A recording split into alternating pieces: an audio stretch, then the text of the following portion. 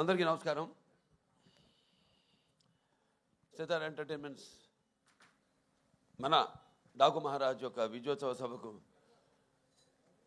సెలబ్రేషన్స్కి పిచ్చేసిన పాత్రికేయ సోదరులందరికీ, print and electronic media వారికి నా హృదయపూర్వక కళాభివందనాలు తెలియజేసుకుంటున్నాను. అందరూ వాళ్ళ అనుభవాలు చెప్పారు. ఈ సినిమా మొదట కొబ్బరికాయ కుట్టిన దగ్గర నుంచి కూడా జరిగిన వింతల గురించి. నేను ఎప్పుడు నమ్మేది ఒక దైవాన్ని నమ్ముతాను, అది కూడా మనకి తోడవ్వాలి ఇప్పుడని. ఆ దైవం, కనిపించిన దైవం, అది వేరు వేరు రూపాల్లో ఉండొచ్చు. ఒక్కొక్కడు ఒక్కొక్క దేవుడిని ఆరాధిస్తారు. శివుడు కావచ్చు, వెంకటేశ్వర స్వామి కావచ్చు, విష్ణువు కావచ్చు, లేకపోతే రకరకాల వాళ్ళ ఎలువెలుపులు. అలాగే తల్లిదండ్రులు, నా తల్లిదండ్రులు, వాళ్ళ యొక్క ఆశీర్వాదం, అలాగే కళాంబ తల్లి యొక్క ఆశీర్వాదం, ఇవన్నీ కలగలిపితే ఒక డాకు మహారాజ్. ముఖ్యంగా ఎన్నో సినిమాలు చేశాను. సరే, దాంట్లో వరుసగా ఇది 4వ సినిమా విజయం సాధించింది. మొదటి సినిమా ఏమో ఒక పరీక్ష, అఖండ చేసేటప్పుడు అదేమో కరెక్ట్గా కోవిడ్ రావడం. ఆ కోవిడ్ టైంలో సాహసించే ధైర్యం చేసి సినిమాని విడుదల చేయడం, అఖండమైన విజయాన్ని సాధించడం అఖండ సినిమా. దాంతో అది సాధించడమే విజయం కాకుండా ఎన్నో ఇంకా ముందు తర్వాత ఎంతోమంది ధైర్యం చేసి సాహసించి వస్తారు, జనం చూస్తారు అన్న ఒక ధైర్యంతో వాళ్ళ సినిమాలన్నీ ఆ తర్వాత తెలుగే కాకుండా అన్ని భాషల సినిమాలు కూడా వాళ్ళ సినిమాలను ధైర్యంగా విడుదల చేయడం జరిగింది. ప్రతిదీ ఒక ఛాలెంజ్. అయిపోయింది అఖండ, నెక్స్ట్ ఏమిటి అన్నప్పుడు ఒక వీరసింహారెడ్డి, అదైన తర్వాత సరే అది కూడా అయిపోయింది. అంటే ప్రతిదీ ఒక ఛాలెంజ్. అంటే పీక్స్కి వెళ్ళినప్పుడు ఎప్పుడు ఒక ఛాలెంజ్. నేను ఎప్పుడు అది ఛాలెంజ్గా తీసుకోను. ఎందుకంటే నాకు ప్రేక్షక దేవుళ్ళు వాళ్ళు ఇస్తున్న ప్రోత్సాహం అయితే లేకపోతే వాళ్ళకేం కావాలి. ఎందుకంటే మేము ఎప్పుడు ఎవ్రీడే కన్జ్యూమబుల్ కమోడిటీ, అంటే నిత్యావసర వస్తువులు. సో మనం ముందే గ్రహించాలి. ఇప్పుడు వాళ్ళు ముందే ఏం కావాలి, అది ఒక ఫుడ్ విషయంలో కావచ్చు, లేకపోతే రకరకాల ఏమేమైతే ఉన్నాయో వాటిల్లో వాళ్ళు సర్వే చేసి, సో దాని తర్వాత వాటిని మార్కెట్లోకి తీసుకురావడం, ప్రమోట్ చేయడం. దాని తర్వాత అలాగే ఈ సినిమా కూడా, ఎందుకంటే ఈ సినిమా అనేది మనిషి ఒక ఈ దినచర్యల్లో అంటే సతమవుతూ అన్న పానీయాలు అనే అవసరాలతో పాటు ఈ సినిమాను కూడా ఎంచుకున్నాడు. కాబట్టి ఆ సినిమా ఎలా ఉండాలి, ప్రేక్షకులు ఎటువంటి సినిమాని మనం అందించాలి అన్నది ఆలోచించుకోవలసిన విషయం. ఇండస్ట్రీలో నిర్మాతలు అయితేనేమి, దర్శకులు అయితేనేమి, లేకపోతే మా నటీనటులు అయితేనేమి. అటువంటిది దాని తర్వాత ఒక నేలకొండ భగవంత్ కేసరి అదయింది. దాని తర్వాత ఏమిటి అన్నది స్టార్ట్ అయినప్పుడు ఈ డాకు మహారాజ్ సినిమా అంటే కథ నీటి గురించి.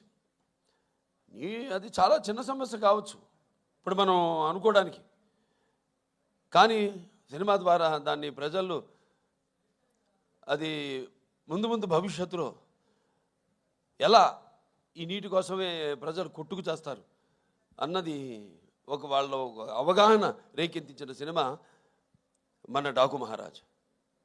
టైటిల్ దగ్గర నుంచి కూడా ఒక ఛాలెంజ్. ఏం టైటిల్ పెట్టాలి సినిమాకి అంశం ఎంచుకున్నప్పుడు, ఈ ఒక నీటి సమస్యలు ఎంచుకున్నప్పుడు ఎన్నో సామాజిక మెసేజెస్, అంటే ప్రజలకి సినిమా కేవలం వినోదం కాదు, వాళ్ళ ఒక ఆలోచన రేకెత్తించాలి అన్నది నా నాన్నగారి నుంచి కూడా నాకు వరకు అది వస్తున్న ఒక పరంపర. దాన్ని ఎలా మనం ఈ సినిమాలో దాని గురించి ఇవ్వాలి. నేను ఒక రాయలసీమ అంటే తక్కువ వర్షపాతం ఉన్న ప్రాంతం, దేశంలోనే 2 అతి తక్కువ వర్షపాతం ఉన్న ప్రాంతం. ఆ జిల్లాలో హిందూపురం ఎమ్మెల్యే నేను. ఆ ప్రాంతం యొక్క నీటి సమస్య అంతా తెలుసు. నాన్నగారి ఒక మానసిక పుత్రికలు, ఈ తెలుగు గంగ అయితేనేమి, హెచ్ఎన్ఎస్ఎస్ అయితేనేమి, లేకపోతే గాలేరు నగరి అయితేనేమి, ఇవన్నీ అయిన తర్వాత ఎలా మళ్ళీ మనం పూర్తి చేసాం.